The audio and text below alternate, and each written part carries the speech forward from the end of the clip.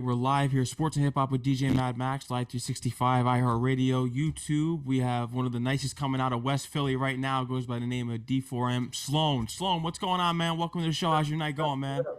How you feel? What's up, man? I'm doing pretty good. Congratulations on all your success this far, man. You're really taking it over in two lanes, not just music, but also the TV side as well, and I'm sure film eventually. But how you feeling about your newest single, Swiper? I'm feeling good about it, man. It's going up. You know what I mean? We're gonna keep putting that groundwork in and pushing it. It's going hard. Absolutely, and you have a really rich history already in this industry right now, from just being with Skiano and your partner back in the day. Rest in peace to him, and my condolences. We're gonna get further into that, but take me back to your earliest hip hop memory. What was your introduction to hip hop as a young kid?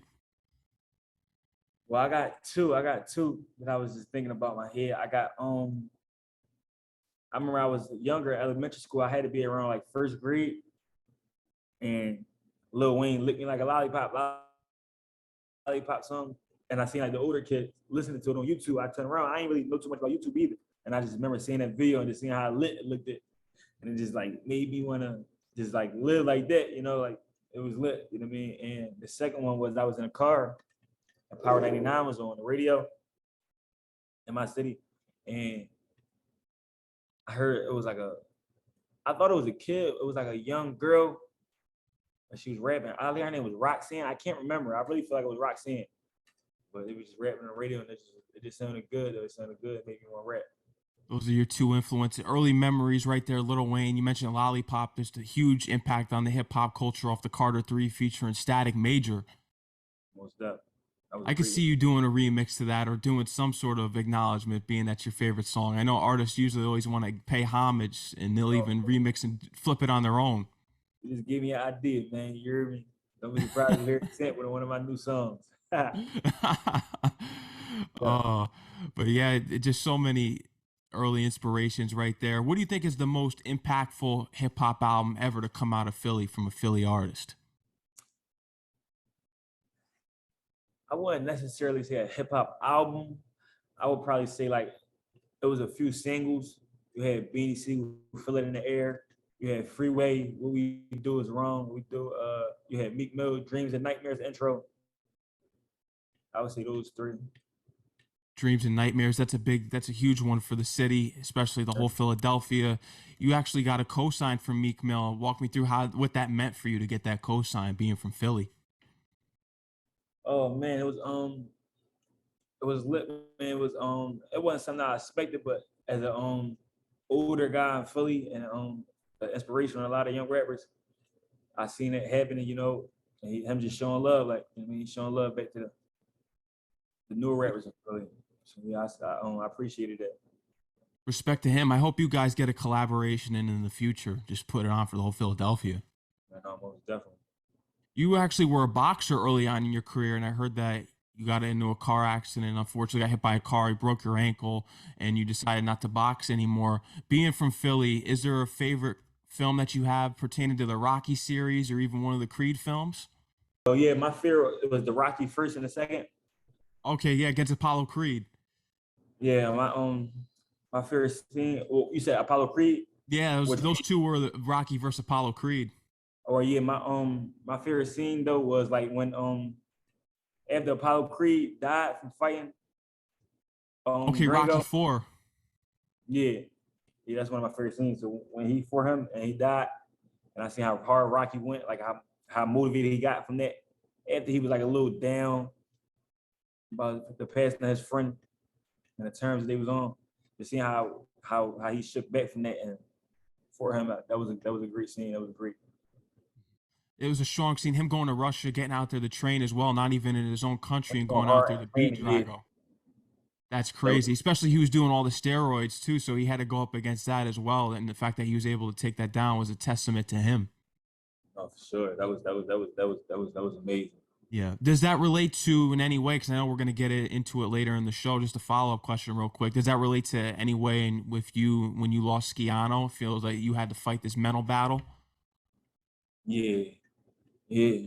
Just going hard. It's like the losing of a friend, and especially like being in the same field, like how you both was in boxing and we both was like in the music industry, and just like having to go harder with that. Just in memory of him. That's like, This brings me to my next question, because you are a boxer and you were back in the day. How did the mental aspects of boxing prepare you for the music industry? Because it's very cutthroat, which we already know.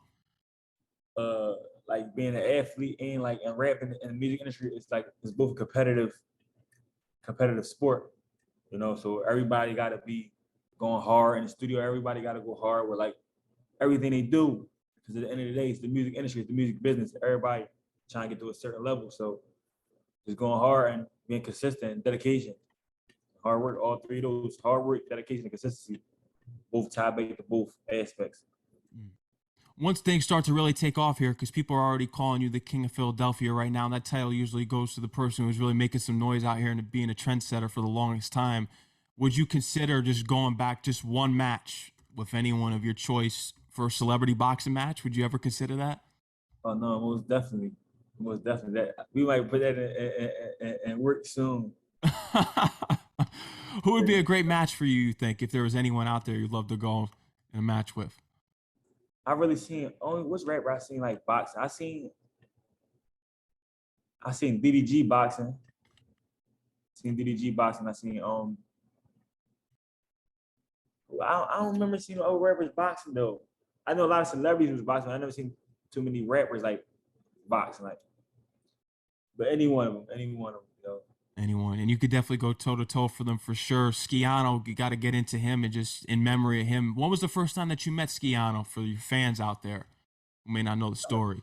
I met Skiano and what grade? I was like in 7th grade.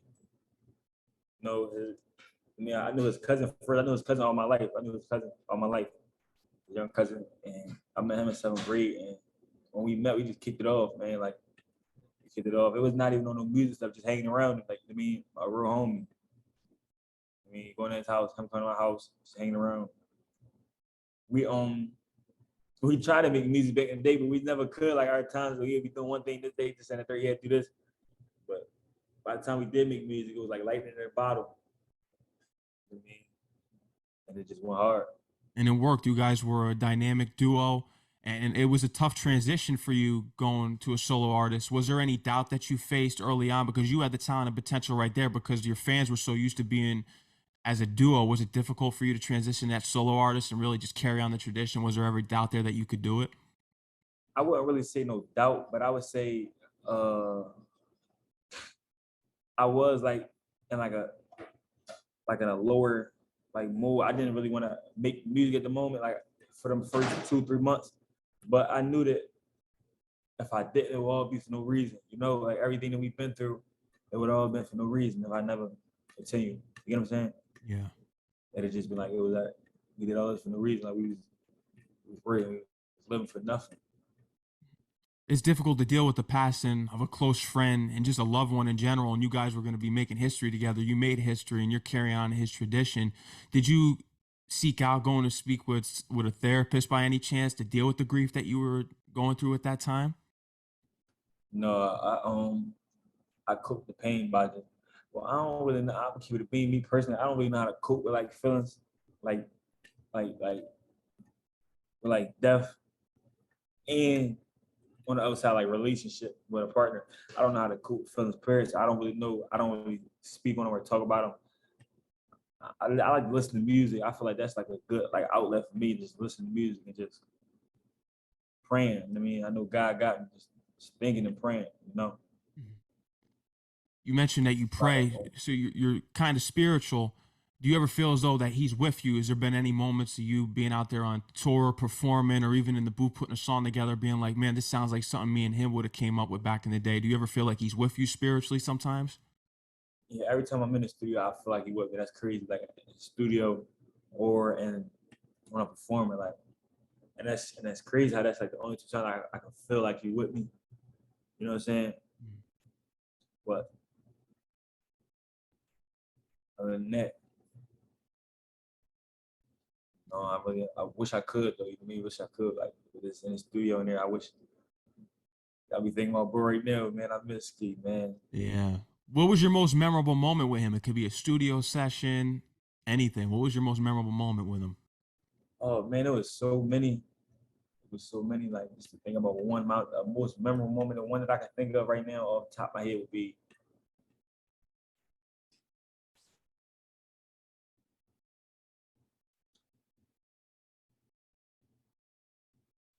uh one time we was in school. We both were still in school, and and another school had us to come perform. It's like our first performance. So when that school had us perform, we left our school. The school we was in, I went to Master Shoemaker. He went to another school called Over High School. They both in the same vicinity, both in West Philly. Mm. I walked out of school without telling the teacher I'm leaving. I walked out of school and he walked out of school. And we both met up on our block. We changed our clothes, went home, changed our clothes, met up on our block. In the field home, we all just went to the other school. They go perform at a whole nother school. And we seen how they reacted to us when we came to perform. We didn't know how it was going to be. We just know another school wanted us to perform. But when we came in there, they screamed like so loud. It's like our first time really. This moment, that's why I put this as one of my favorite moments. This moment right here, we looked at each other at the performance and said, "Bro, we famous. We famous." Like that. Like, we was geeked up about that at that age. Like we was geeked up like, damn, like we mean something to people, you know. Mm-hmm. We mean something to people. And you've carried on. You had a lot of impact on people's lives out here, especially with the anthems, Baby Shark, Chew Bop Land, because you went on to create some major party bangers, especially on TikTok. And you guys were the first to really do it down in Philly and put you guys on the map, especially for West Philly on TikTok. Do you have any other upcoming anthems that you're working on in the stash that you think is going to become a party anthem? Another one in the stash? I got I got a few. I got a lot of songs, like unreleased songs, but I feel like Swag Talk, my release Swag Talk, that's still going like crazy. Like it just had a big spike on Apple Music and it's just going crazy. And I don't see that stopping no time soon. So I'm gonna keep pushing that. And I feel like I personally feel like it's gonna go gold. It's gonna go gold. Hopefully platinum, but I know for a fact in my heart. And me just thinking and just putting trajectory together, it's gonna go gold. But I got a few songs, you know. I got a few songs. I got a big future coming and all that, but I don't want to talk too much about that. But I got No, a lot no, of. no. Yeah, we definitely want to touch on what we want to cover here today. I know people always ask you about the major label deals as well, and we always just got to update that and just say coming soon and just watch for the announcement. I know you always say that, so we're going to keep that going right there. But Avenger was an important track for you because that was after the passing of Skiano, and you said that I got to take this to the next level and keep it going. Yeah, that was my first record at the Ski Pads. That was my first record, and I was in the studio and I had all my homies in there, and I just was like, I like when I record, I like the whole studio dark, like a dark vibe, just dark. I don't like it all bright, and it's just thinking, it's me just thinking of my own little. When I'm in the studio, I'm in my own mode, like you know. So and I just went hard and I just recorded that. Trap rock star, that's what you call yourself. When and how did this name come about for yourself? Tell me when this started. Me and Skiano started trap rock. We were just thinking like it's like a genre. It's so many meanings. It's our genre of our music. It's our lifestyle. You get what I'm saying? We rock stars. We live life like rock stars. We perform. We rock stars. We dress like rock stars. Everything we do is just like a rock star lifestyle. But where we come from, like in terms of Philadelphia, the trap, the type of music we make, and it all mixed in one. Like lightning in the bottle with Sloan and Skiano, trap rock stars. Trap rock stars, you're putting it on trendsetters out there in Philly, and you've always been known throughout West Philly. So, was it easy for your music to get on once people found out that you were a hip hop artist, being already known? You know, most definitely. Especially because everybody showed me love. You know, everybody showed me love. It wasn't in the beginning. It wasn't no hate. You get what I'm saying? It was no hate. That's how it always is, though. Coming up with music, it was a whole lot of love. Like the whole West Philly, everybody showed me love. Everybody's playing. Wasn't no animosity towards me. Nothing. No, nobody like kind of like just hating. Nobody hating on the music. Everybody listening to it, playing it, and that's how it grew. And you see, it just spreads. Music in the city spread. One popular song goes around the whole city, full circuit. We kept going. There wasn't no denying it. And it's amazing that you haven't experienced hate. Do you think that's like a Philly thing? Do you feel as though that there's not as much hate in Philly as there may be in other places? Well, I feel like it's hate everywhere, but me being from Philly, all I know is Philly. How people from Philly, that's where I come up from, you know what I'm saying? So I really don't know how it is everywhere else. But you know, you get a lot of, well, when you listen to a lot of people, you listen to a lot of rappers and stuff like that. A lot of people doing interviews like that, they say, damn, it's hate in our city. But us coming from Philly, I don't know, like we don't really get too much hate going to other places. So I really, No, that's a blessing right there. Good for you, especially that you don't have to experience that and you can just focus on yourself and focus on the positive energy. I want to get into the features that you want to work with. Doja Cat, that's one of the top ones. Nicki Minaj, Future. Has there been any movement at all in regards to you securing these features? Because you're blowing up, man. not particularly with those three, but like there's other names that I haven't mentioned that's been in the works and been a lot of conversation and a lot of stuff in the works. Like, so it's as we came back earlier, we talking about stay tuned. Stay tuned. Watch out for those announcements. Yeah, just keep following my social medias and just stay tuned. If there's a hip hop legend from either the 90s, the 2000s, I'll give you some examples. Beanie Sigel, I think that would be someone that you love to work with. Nas, Jay-Z, who's someone that you would love to get in the studio with to just put it on to make hip hop history and collaborating with a legend. Yeah, it's crazy. It's crazy. I just was talking to Beanie Sigel too. Oh wow.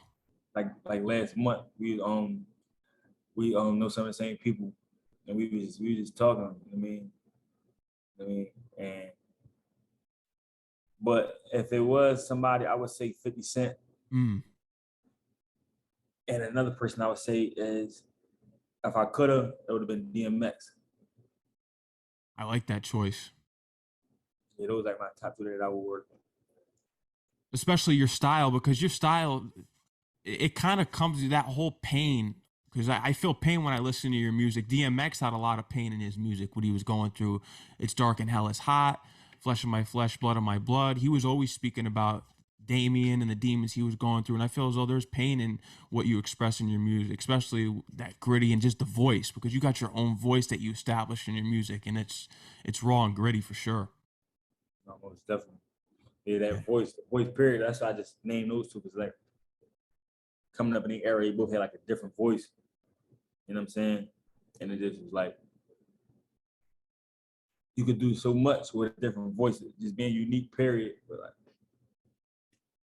yeah, Bobby like Shmurda danced to your video, and you guys eventually had a conversation. Tell me what transpired in that conversation. What was that like between you two? it's crazy. I didn't even know he was dancing to my music on his Instagram, and I just seen people tagging me in it. You know what I mean? And I reposted it. He DM'd me. He told me like, "Man, you're doing your thing. Keep going hard." I mean, I'm supporting. You know what I mean? Anything you need, just hit me. Like anything you need, just hit me. Like I'm here to show love. Like he just supportive, just supportive dude. You know what I mean? And I rock with Bobby Shmurda for that. I mean, I told him ain't too many people supporting the newer, younger artists. You know what I'm saying? I told me he got my full support back. You're not only dominating the music side of things, but the TV aspect as well, especially with Bel-Air. Darnell, people know you for that role on Bel-Air. Morgan Cooper was a fan of you and your music, and you eventually got reached out to through agency to get this opportunity to audition. You sent your tape in, and you got the role like a week later. What is it like being on a movie set? What did you learn about the world of TV and film being on Bel-Air? I feel like it's a whole nother world within the music industry. You know what I'm saying? Just staying in the trailer. It was like a great experience to me. Like I love the experience. Staying in the trailer half of the day. It's like being in like your own little room. You get your own little hotel little room. It's nice inside. You know what I mean? You get in the TV, drinks. You know what I mean? You just chilling there to read your script. So it's time for you to go on set, go to wardrobe. You know, makeup, hair. It's just like the whole Hollywood aesthetic that you think about is really that. You know what I'm saying? Did you It have was any conversations with Morgan Cooper oh potentially yeah, about yeah, him keeping you in some other future work, perhaps? yeah, yeah. Mark Cooper, he show love. Like he one of them dudes who want to see everybody win, you know. So we never talked too much about that, but we gonna we locked in. Me and him locked in, so Locked we're in. gonna go. What's a role that you think that you would love to play once you take acting on again? Is there a specific role? When you look back in history, we look back all these iconic roles like Heath Ledger and the Joker. We can go on and on. Denzel Washington, Training Day. What's a role that you would love to play that you think people may not see in your music and have seen from you yet? Hopefully they make another Twilight because I want to play in Twilight. And I know, Wow, that's different. yeah, I'm gonna look back at this and it's gonna get made happen. We're gonna make it happen. And I'm gonna look back at this like you said that. You might think you said that. I'm like, yes, I did. That's different for sure. When Twilight. when preparing for Darnell, was there any specific actors' performances that you looked at? Yeah, I looked at a lot of not even just performances. I looked at a lot of stuff like even behind the scenes stuff. Like I was looking at Juice behind the scenes, just looking at Tupac. Like he's like a big inspiration on just like on acting and music. Bishop. Yeah, Bishop. Like, it was a hell of a role. Like him just being successful, what he did, that just gave me a lot of just like motivation or thought process. Even before this role, just like seeing that, you get what I'm saying? So I watched Juice again. I looked at the behind the scenes, a lot of the behind the scenes interviews, just him period, just all that period. Just how they were also young. And like the hip hop era. I looked at Menace to Society all over again. Just looking at those certain type roles and also just knowing my role, what type of role I play. I looked at another movie Tupac played in, A Butter Rim. Okay, yeah. Birdie. Yeah, because you think about it, like my role was kind of similar to that.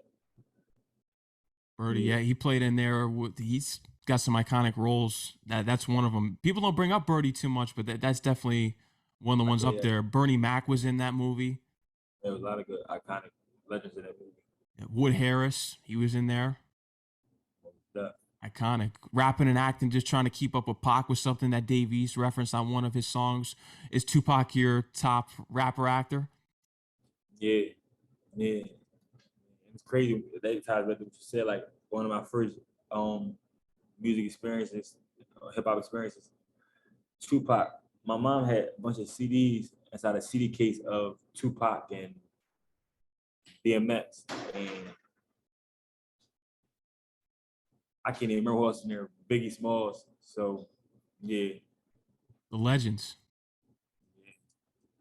Hip hop legends for sure. But man, we got to get into this. What's on your vision board? What's next for you? What are you manifesting next in your career? Because people often utilize vision boards, especially if they're successful in the entertainment industry. What's on that vision board? Even if you haven't created one yet, what's on there for you to achieve next? I definitely got one. Oh, you I, got one.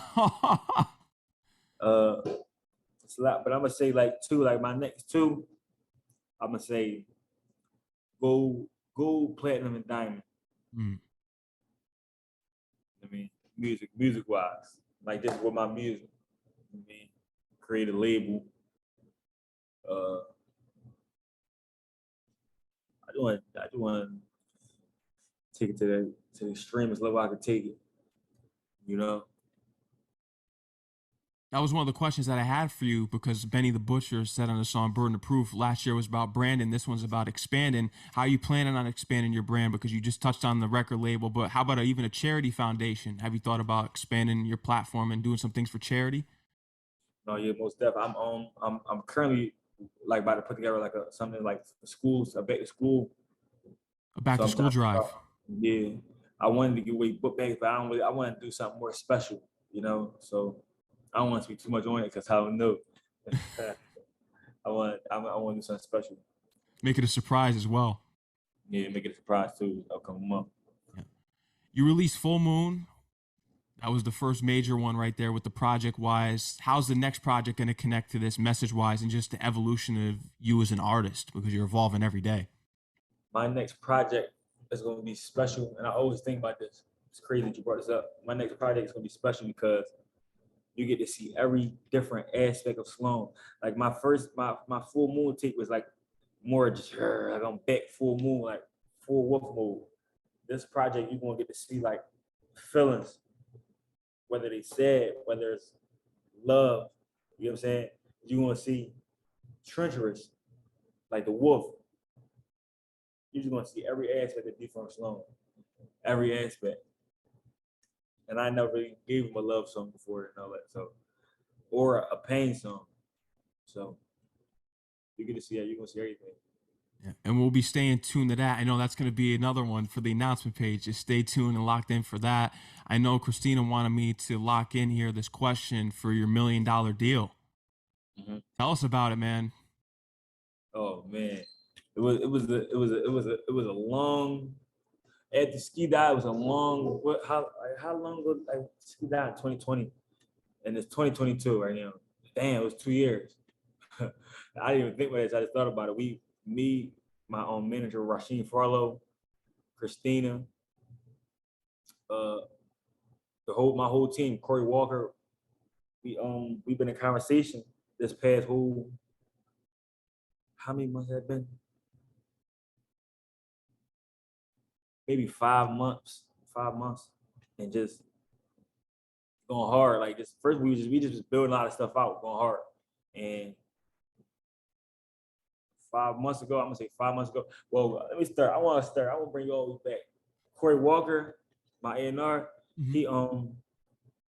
he was with another label before he was legal he with now. He been checking back and just like staying locked in with us for like a whole year after our first conversation that we had.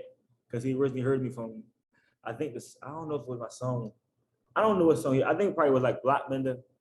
I can't remember. I think it was Blockbender, my song Blockbender, and he just been staying tapped in for like a year, just seeing everything elevate.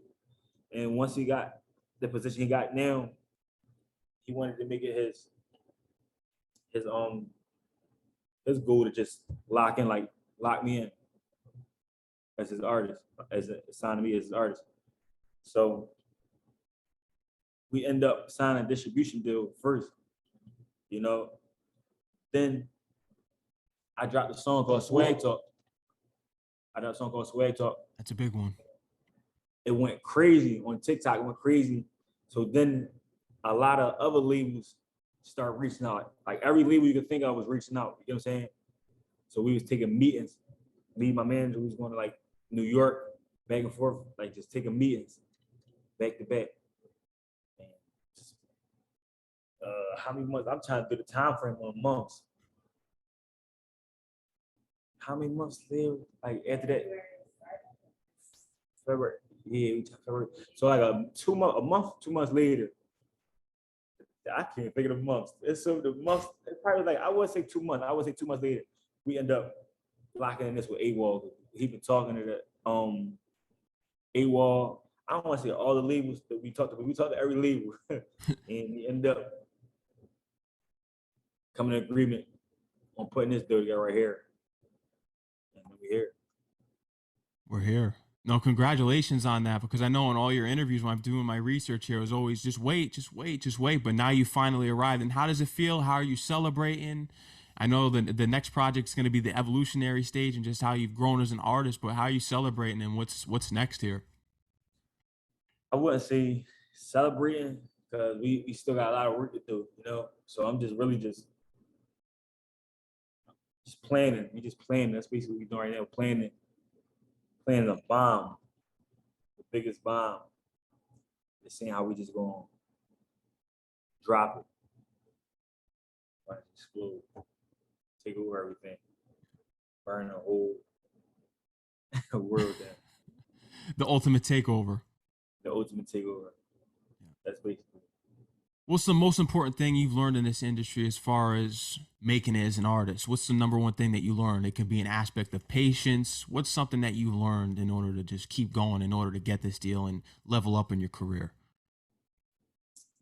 I take maybe like something that I heard like a lot. Like I would say basically, it's gonna come. It's gonna come. You don't gotta rush nothing. You don't gotta. It's gonna come. Just work. You know, the music speaks for itself. You know what I'm saying? Absolutely. So, and it's already written. Everything already written. And even if it's not already written, because I do believe everything is already written, but I believe that you can add some extra in that book. You get what I'm saying? I believe you can add some extra every book. It all depends on how you carry it. You're the author to your own story. you're gonna be the author, you know, so depending on how bad you want it, you're gonna get it. And you already did, man. You manifested it. Congratulations on this $1 million deal, man. Big things are only ahead for you. Acting, hip hop, everything. You're really going to be taking over here, making not only Philly history, but hip hop history as well. Any Yeah. upcoming performances that you want to plug in here? Rolling Louds, anything? 'Cause I know Rolling Louds coming up. Rolling Loud, September 25th, New York, Queens. Be City there. Field. D4M Sloan gonna be in the building. I, I don't know if you're going to be wanting to have a personalized Mets jersey, but you'll probably bring your Phillies jersey with you. Coming through, man. We ready to shut that whole stage down. That's right, man. Go do your thing. Shout out to you for coming on the show here tonight, man. Thank you for everything that you're doing. Man, for sure. Of course, man. You're always welcome. Thank you to Christina for setting this up. You know, it was great. I think you have an important story that needed to be told, and that's why you were here on the show here tonight. Congratulations on everything that you've achieved this far, and keep going, man, because big things are only ahead of you. And they can follow you on Instagram and Twitter, everywhere, D4M Sloan. Yeah. With the money sign, you can't find me with the money sign. It's on there without the money sign. All music platforms, D4M Sloan with the money sign. All social media platforms, D4M Sloan without the money sign. And go check out the newest single, Swiper, available on all platforms. And stay tuned to all the announcements on his social pages. We already know. You already know. Sloan, take care. Enjoy the rest of your night, man. Stay safe, all right? Man, I appreciate you, Max. Appreciate you for having me. Of course, man. Anytime, man. Peace out.